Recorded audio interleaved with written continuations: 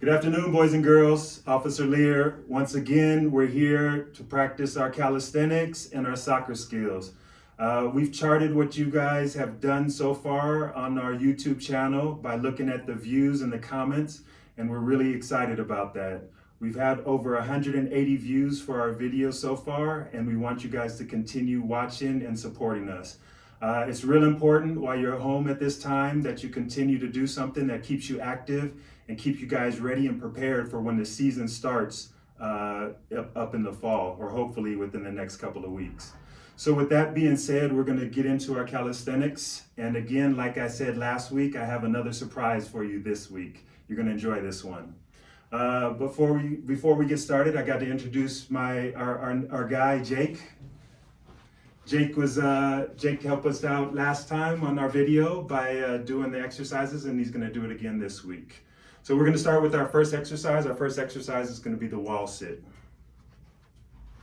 So what you're going to want to do is you're going to want to find a wall where there's no bookshelves, where there's no pictures, paintings on the wall, just an empty wall where you can sit on the wall. So it's pretty much like we did last time, but this time we're going to put our backs against the wall. We're going to try to get our thighs level to the ground. Can you move your feet out just a little bit more, Jake? Perfect. We're going to bring our feet out so it's almost a 90-degree angle from our hips to the floor and our legs to the floor. And we're going to either put our arms out like Jake is doing now, our arms out in front of us, or we're going to put them out like this over our shoulders. Now for our U13s, U10s, and U8 division, we want to hold that for 30 seconds.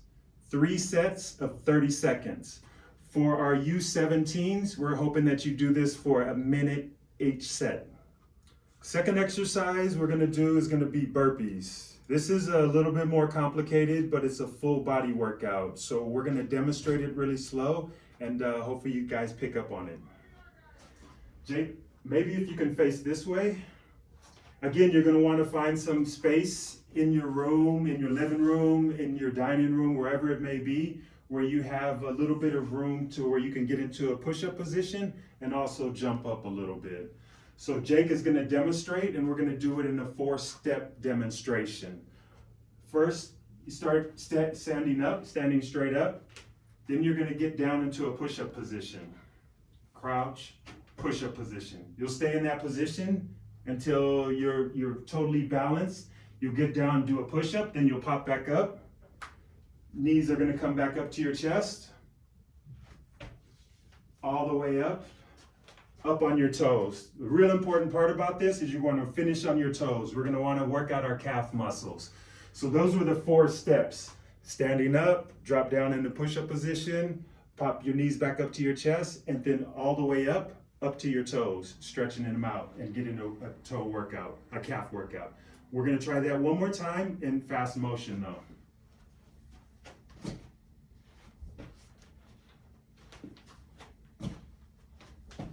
Perfect. Our third exercise is going to be our plank exercise. We're going to do this with the bent arms in a prone position. Jake? So the importance of this one right here is you're going to put all your weight on your shoulders and triceps. You're going to balance by using your feet, keeping your feet together, and your body in a straight horizontal position. This we want you to hold as long as possible, but again, for our U8s, 10s, and 13s, we're expecting you to hold this for 30 seconds. For the U17s, you should do this for 45 seconds to a minute easily. And then this is all you're going to do. We're not expecting you to turn side to side or do anything else other than hold that in that position. Thanks, Jake. Our last exercise is going to be one-arm plank. This exercise is going to take a lot more balance because you're doing it on one arm and with your feet as well. These 2 plank exercises are developed or meant to help you work on your core. Your core muscles include your abdomen, your obliques, and your hips. Very important when it comes to doing your movement and your soccer drills and skills. So when we talk about a one-arm plank, What we're gonna do is we're gonna lay in a prone position on one side of our body, left side, right side. We're gonna do both sides and we're gonna demonstrate both sides. But when you lay on the side of your body, you're gonna put your arm out in a perpendicular position to your body. Perpendicular means like this. Your body is going one way and your arm is going the other way. So we're gonna demonstrate that real quick right here with Jake. Okay, Jake? And again, you're gonna wanna keep your feet together and try to keep your body as straight as possible. Your arm is in a perpendicular position to your body. Your feet are mirrored, they're on top of each other, and you're gonna hold this straight position as much as you can. This is again gonna work your stomach, your abdomen, your obliques, and your shoulder muscles as well. So very important exercise to help develop all of those muscles. Now we're gonna do this on the opposite side, on your right arm. This was a left arm, one arm plank. This is gonna be a right arm, one arm plank. And it's the same exact concept, nothing changes. Arm perpendicular to your body, underneath your shoulder, not too far out or too far in to where you're putting unnecessary pressure on your shoulder. Feet on top of each other, keeping this line down your body. That's keeping your hips off the ground. And you're working all these muscles in your shoulder and your obliques. Great core exercise. I do this all the time, it helps out a lot. So that's the conclusion of our warm-up exercises. Every week we're going to go through some warm-up exercises to get us ready for the soccer demonstration and the soccer skills that we're going to undergo. 4 exercises again, where the wall sits, where you sit perpendicular to the wall. Our burpees, where you stand up in the upright position, you get down into a push-up position, you pop back up, and you get on your toes to emphasize the muscles in your calves. The last 2 exercises were both planks. One is the 2-arm plank, where you take 2 arms, you brace yourself and try to tighten up your core muscles as much as possible. And the last one was the 1-arm plank. Arm perpendicular to your body, laying down in a prone position, and hold that as long as you can. With all that being said, we're on to our special surprise. Last week I brought you guys a special demonstration from one of our beloved coaches. Now I'm bringing another beloved coach. This coach won 2 championships last year in our soccer program. He's one of the directors of our soccer program, been in our organization for over 12 years now, and we're really excited to have him here. So without any further ado, Coach Lazo. Thank you, Officer. Hello, I'm Coach Lazo. One of the things we're going to be working on is some dribbling with the ball. One of the things we're going to do, this dribbling is going to require 3 steps. You're gonna be able to, I'm using cones, but at home you can use different items that are not gonna break, items that if you make a mistake and you step over them, they're not gonna break, and hopefully they're not gonna get dirty. We wanna make sure that these, all the drills that we do is something that you can work at home in a limited space. That's very important, and one of the most important things to do while we work is to work on technique, making sure when we're doing the exercises, we concentrate, we do them slowly to master them. Because if you're not mastering them, what's going to happen is that when you go out there and you play games, it's going to be difficult to know how to react to the defender that you're facing. Okay, so we're going to go ahead and start the first one. Okay, so first thing we're gonna do is dribble through the cones. We're gonna start with our a strong foot. Well, in my case, I'm a right footer, so I'm gonna be dribbling with the right. So what happens is when we put the ball down and we start dribbling, when we dribble, we start going around the cones. There's a tendency to let the ball get away from us too much. One of the things I want you to understand is that it's okay. But we want to make sure you keep the ball as close to your foot as possible to be able to change direction. For example, here, if we go here and the ball goes too far out, you know, what happens? Are we going to give up on the ball, or are we going to be able to move closer to the ball and bring it back in a direction we desire to go? So in this case, I move forward, I get the ball, and then I start going again to the other side. Once I go to the other side, I keep using my right foot to dribble, okay? And always trying to keep the ball close within my reach. That way, if I need to change direction, I'm able to do it without any losing time or when the ball gets away from me too much. Okay, so that was probably one of the example to see how things are gonna go if things go wrong, if the ball gets away from you. Now we're gonna do it at home. We're gonna work on. We're not gonna be doing this fast. Like I said before, we're gonna be working on technique, doing it correctly. Okay, so right foot.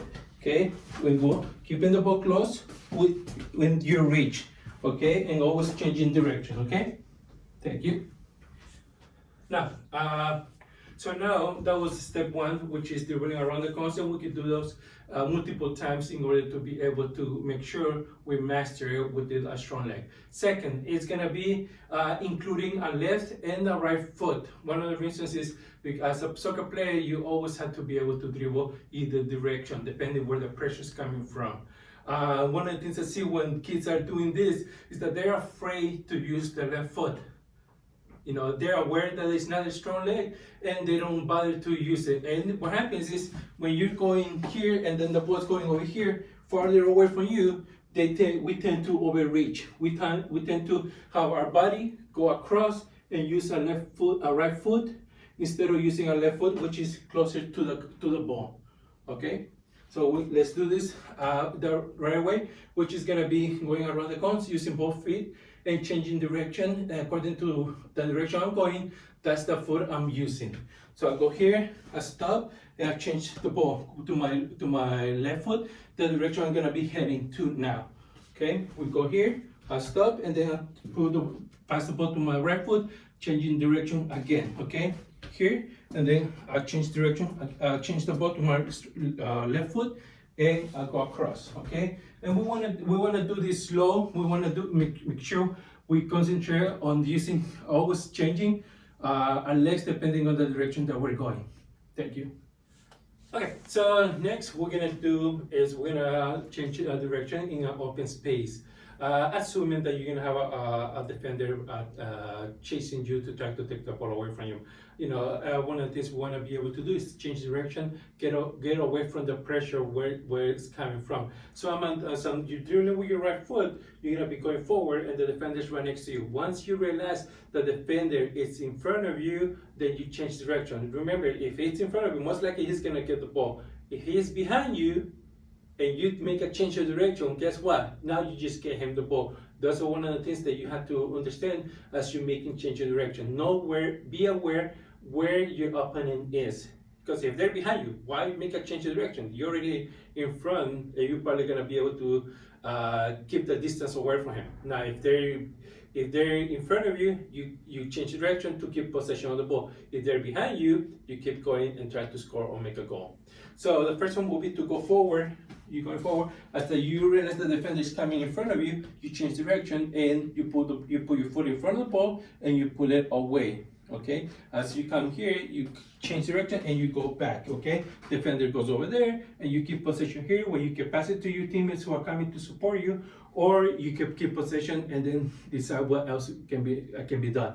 That can be done with the left and the right foot. Okay, so that was with the right, and with the left, same thing. Okay, we're going forward and we change direction. Okay, with the outside of our foot. Second will be to change your direction if you have the ball close to you and the player is on your strong leg, then you want to be able to make a quick change. Okay, we're going forward, and we step over the ball and we bring it back to us. As we bring it back, the defender passes, and then you still have possession and you're able to get away from the pressure. Okay, that's one of the most important things. Okay, remember, we're doing this assuming the defender is gonna get passed by you. If you don't want to do this when the defender is right behind you, because as you change direction, either he runs over you or he takes the ball away from you. So we want to be careful. We want to be aware of our surroundings. Okay, and the last, we want to do that with the left and the right foot. Okay, so we're coming with the left here, and we change direction right away. Okay, as you change direction, you get possession. The third step will be to step over the ball. One of the things I tell my players is to be able to realize where the defenders are. Okay, as you're going over and you have pressure from different angles coming at you, and then you realize that they're gonna be making a stop and see where you're gonna go. So you step over the ball, and you leave it there, and then you change direction. What happens is you stop the ball, players coming at you, they get past, and you're able to keep control of the ball and get away from the pressure. One of the things we want to do is not send the ball back too far back, okay? You're not pushing the ball back over there because then you lose it. You want to be able to make the change, do it quick, right away, see? There you go, see? I'll make a quick change, and I'm already going away from the pressure. If you do it here, if you send it too far back, then you're probably giving it to somebody else, or you're losing the ball in that area, okay? You want to be careful where you do this too. You don't want to do it at the end line, because as you do it here, you're out of the field, the person is still playable. Guess what? Now they can go and score a goal on you. You want to make sure that you're going to do it, that you're going to keep possession, not the other team, okay? All right, so next, what we're going to be talking about or working on for the next few days while we are in quarantine is learning to be able to keep possession of the ball, realizing when you have pressure, what to do with that pressure, okay? Just because you remember, when you're in the field, you should always want the ball at your feet to be able to pass it, dribble, take shots. Okay, and one of the important things is that we need to learn to be able to handle the pressure, especially the pressure is right next to you. So one of the things is we want to be able to keep the ball in front of us and keep the pressure on our shoulder. Okay, that way you know where they are. You can extend your arms to give yourself more space to feel where the pressure is coming from. And if you feel the pressure is coming from the left side, then you go away in the opposite direction. If the pressure comes from behind, it's coming to your right side, then you change you change your feet. That way you always get away from the pressure, okay? It's very important that players learn to understand that if you're on the field, you will be expected to receive the ball, even if you have somebody defending you. And the most important thing is to realize is that just because you're being defended doesn't mean that you have to get nervous, doesn't mean that you're gonna lose the ball. What it means, you have to be aware of what you're gonna do with the ball, okay? How to protect the ball, what to do with it, okay? If the pressure comes from one direction, be able to get away from that pressure, okay? So if the ball, let me give you an example. I have the ball here, pressure comes from this side, wants to come around to my left side. I go away from here, and then now the pressure, the defender is over there. I'm here going away from him, changing direction, protecting the ball, and keeping it close to me. If the pressure comes the opposite side, I have the ball move my strong foot, and the pressure is gonna come from this side. I change direction, use my arm to create space, and always be able to get away from the pressure. Okay, the pressure comes, I'll go away, right away. Okay, that's important for our players, because I know that a lot of times we're not getting pressure a lot, but the more you work on these techniques to help you deal with pressure, the better player you're gonna become. Alright, so last thing I want to talk about is depending on your age group, you want to be able to use a ball that is appropriate to your kid. Okay, if it's 10 years old and down, you want to be able to use a size 4 ball. If it's 8 years or down, or you want to use a size 3. If you're not able to have a ball inside the apartment, there's other items that you can use. That you're not gonna be able to break. Okay, it's something that's comfortable. It's not too heavy, and they can withstand as you do your exercises. So for our U13, that means division kids born for U10, 11, 12, and 13 and up, and 17, you want to use a size 5. This age, you are strong enough or old enough to be able to kick and dribble the ball. Okay, let's remember to be safe. Let's not break anything inside the house. Okay, thank you. Again, just to reiterate on what Coach Lazo said, if you don't have a soccer ball, you can use a basketball, you can use a tennis ball, you can ball up a piece of paper, as much paper as you can, and make it into a round form and use that at home. We know not everybody is fortunate enough to have new balls at home, so try to think a little bit outside the box and think of any round object you can use. Again, with all that being said, I want to thank Jake and Coach Lazo for coming out. Again, we want you to watch the video. We want you to comment, like our videos, and get as many views. We want to get as many views as possible. We did 180 up until now. We want to do at least 200 for this upcoming week. We count on you guys. We count on you guys to stay in shape and to stay healthy and safe.